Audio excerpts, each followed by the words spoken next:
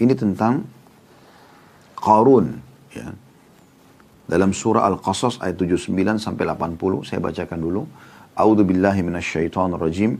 Fa kharaja 'ala qaumi fi zinatihi qala alladziina yuriduna al-hayata ad-dunya ya laita lana mithla ma utiya Qarun innahu lahu hazzin 'azim.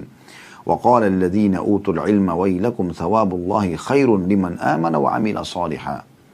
Artinya, maka keluarlah Qarun kepada kaumnya dalam kemegahannya. Orang-orang yang menginginkan kehidupan dunia berkata, mudah-mudahan kita mempunyai harta kekayaan seperti apa yang telah diberikan kepada Qarun. Sesungguhnya dia benar-benar mempunyai keberuntungan yang besar. Tetapi orang-orang yang dianugerahi ilmu berkata, celakalah kalian.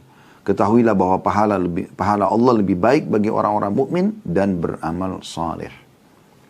Saya ingin berbagi cerita dulu tentang masalah ini supaya Anda fahami ayat ini. Qarun ini dulunya orang miskin. Dan dia termasuk dari kaumnya Nabi Musa. Dari Bani Israel. Ya. Kemudian dalam beberapa riwayat tentu disebutkan, dia bertemu dengan Nabi Musa alaihissalam. Lalu dia minta kepada Nabi Musa agar mohon kepada Allah diberikan untuk dia rezeki. Tadinya dia dalam beberapa asar disebutkan dia rajin beribadah orang ini. Kemudian Allah subhanahu wa ta'ala mulai berikan kepada dia ilmu. Dia bisa mulai bekerja di satu tempat dagang emas, kemudian sampai akhirnya dia bisa menguasai ilmunya, sampai dia punya sendiri, sampai akhirnya menjadi orang terkaya dari kaumnya. Dan dia bergelimang dengan emas. Subhanallah, ini bukan membuat dia makin dekat kepada Allah subhanahu wa ta'ala, tapi makin jauh. Ya, makin jauh. Dia berbuat, dia mengikuti hawa nafsunya. Ya. Maka dia merasa sekarang level dia sudah kaya. Musa alaihissalam dan orang beriman bukan level dia lagi. Level dia adalah Raja Mesir pada saat itu Fir'aun. Walaupun kufur kepada Allah, maka dia bersahabat dengan Fir'aun. Dia bahkan ikut-ikutan mengatur makar dengan Fir'aun untuk mencelakakan Nabi Musa alaihissalam. Ya. Padahal dia tadinya dari kaumnya Nabi Musa. Dan sebab Allah berikan dia kekayaan justru karena Musa alaihissalam. Nah ini sebabnya kenapa dalam ayat ini diceritakan pada saat dia keluar ke kaumnya, maksudnya di Bani Israel. Ya. Orang-orang yang pada saat itu beriman kepada Musa alaihissalam. Dia keluar, dikatakan fi zinati. Dia memang sengaja memamer kemewahannya. Ya. Dia dipikul di atas singgasana yang dia buat dari emas oleh orang-orang yang kekar. Ya. Seluruh tubuhnya pakai mahkota dari emas, kalung, baju, segala macam. Glamor sekali. Memang dia tujuannya untuk pamer. Untuk sombong. Ya. Beda sekali, saya katakan tadi, dengan orang, kasus misalnya Abu Bakar Siddiq. Orang kaya raya. Terkenal sekali. Sampai kata Aisyah dalam sebuah riwayat radhiyallahu anha, ya, beliau mengatakan, kana Abu Bakar atjar Quraisy hatta dakhala fi imar. Abu Bakar adalah pedagang Quraisy atau bisnis, ya. Bisnismen yang paling sukses dari orang Quraisy sampai beliau masuk ke pemerintahan. Baru beliau sibuk mengurus pemerintahan. Artinya beliau selalu berdagang dan sukses, punya kaya raya, makanya paling banyak berinfak ya, di jalan Allah subhanahu wa ta'ala gitu kan. Tapi kita melihat Abu Bakar beda sekali. Beliau gunakan hartanya dalam ketaatan kepada Allah subhanahu wa ta'ala. Bagaimana Sa'ad bin Abi Waqqas radhiyallahu anhu, kaya raya. Tapi beliau sibuk menginfakkan jalan Allah sampai waktu Nabi SAW lihat, Nabi SAW memuji mengatakan, ni'ma malus salih biyadi abdis salih. Sungguh bagus sekali kalau harta itu salih, halal, di tangan seorang hamba yang salih. Karena mereka sibuk menginfakkan jalan Allah SWT. Jadi bukan untuk sombong. Dia tahu ini, dia nikmati, dia syukuri, kemudian dia berbagi pada orang lain. Dia sibuk dengan kegiatan sosial, masjid, rumah anak yatim, dan segala macam. Nah itu yang dimaksudkan. Jadi bukan tidak boleh kaya, tetapi tidak sampai membuat dia lalai dari Allah subhanahu wa ta'ala, dari jalan Allah subhanahu wa ta'ala. Qarun berbeda kasusnya. Dia kumpulin harta sampai banyak dan Allah jadikan harta itu sebagai ujian buat dia. Makin dia sombong. Sampai ada utusan Nabi Musa alaihissalam dalam beberapa athar disebutkan, datang untuk menagihkan, menyampaikan agar dia mengeluarkan zakat harta. Dia menolak, dia tidak mau. Karena sudah terlalu jauh, dia sampai menganggap remeh Nabi Musa alaihissalam, dia mencaci makinya gitu kan. Dan dia ikut sama Fir'aun untuk mengatur makar membunuh Nabi Musa alaihissalam. Maka Nabi Musa pun berdoa kepada Allah agar membinasakan dan menenggelamkan Qarun. Maka Allah buat goncangan terjadi di istana dia, yang membuat istana dia dengan seluruh hartanya tenggelam. Sampai kan ada istilah harta Qarun, ya. Harta yang tertimbun dikatakan harta Qarun itu karena beranjak daripada Qarun yang ditenggelamkan oleh Allah Subhanahu wa taala.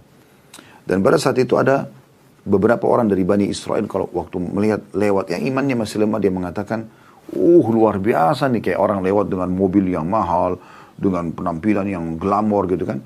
Ada sebagian orang pasti mengatakan, enak bener nih jadi orang kaya kayak dia gitu. Kayak gini-gini bisa tampil. Niatnya untuk sombong seperti dia. Perhatikan, di sini masalah niatnya.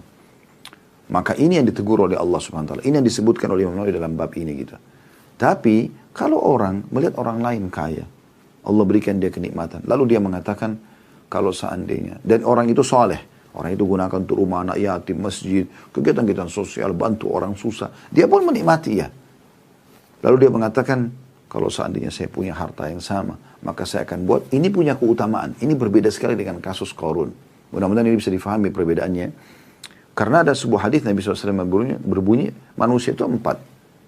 Yang pertama yang terbaik adalah yang Allah karuniai ilmu dan harta. Dia punya ilmu agama, dia juga punya harta yang melimpah. Lalu dia habiskan keduanya di jalan Allah. Sibuk mengajar, sibuk juga bersedekah. Kemudian golongan yang kedua adalah yang Allah karuniai ilmu, tahu ilmu agama tapi tidak punya harta. Apa yang terjadi? Nabi SAW berikan di sini gambaran. Dia berkata, ya Allah, seandainya engkau berikan aku harta seperti si fulan, golongan pertama yang sibuk bersedekah dengan hartanya, karena dia punya ilmu, dia tahu, maka aku akan mengerjakan yang sama. Kata Nabi SAW, fahuma fi ajri sawa, maka dua orang ini sama pahalanya. Kemudian ada golongan yang ketiga, yang Allah berikan harta tapi tanpa ilmu, lalu dihabiskan di jalan maksiat kepada Allah, diskotik, bar, segala macam. Lalu datang golongan keempat yang paling buruk, tidak diberikan harta dan ilmu. Lalu kemudian dia berkata, bukan dia contohin golongan pertama sama kedua, tapi dia bilang, kalau seandainya saya diberikan seperti yang diberikan golongan ketiga nih, yang sibuk dengan harta ya, tapi dihabiskan di jalan maksiat, maka saya akan buat yang sama. Kata Nabi SAW, golongan ketiga sama 4 ini, fahuma fi wazri sawa, maka mereka sama dosanya. Oleh karena itu ini berbeda sekali. Kalau Anda lihat ada orang kaya sibuk menginfakkan hartanya, itu adalah positif. Itu bagian daripada ajaran agama kita gitu. Ya. Dalam sebuah hadis yang lain kata Nabi SAW, Inna Allah yuhibbu al-ghaniyyu at-taqiyyul ghaniyul khafi. Allah sangat suka hambanya yang suka bertakwa, patuh kepada Allah, mengerjakan perintah, menikmati halal, meninggalkan larangan, kaya, ghani, dan juga khafi, suka merahasiakan amal solehnya. Ya. Itu punya keutamaan. Tapi Qarun berbeda sekali. Dia dengan hartanya malah dia sombong, malah dia pamer, malah dia jauh dari jalan Allah Subhanahu wa taala. Ya. Maka pada saat itu Allah binasakan dia, Allah tenggelamkan seluruh hartanya dengan dia juga gitu kan. Ada sebagian orang Bani Israel pada saat dia tampil mengatakan, coba kami diberikan seperti ini. Niatnya sama dengan Qarun, bukan niat orang kaya soleh yang berinfak, bukan. Kalau itu kan positif tadi ya. Maka berkatalah orang-orang yang diberikan ilmu di situ, wa qala alladziina utul ilma, yang mendapatkan ilmu dari Taurat, dari Nabi Musa alaihissalam, sudah faham. Ini urusan dunia saja gitu. Ya. Kalau ada nikmat maka digunakan dalam ketaatan. Bukan seperti ini sombong-sombongan dan glamor gitu. Dan mereka mengingatkan orang-orang yang di sekitarnya yang juga miskin, yang berharap seperti punya harta seperti Qarun dan sombong seperti Qarun.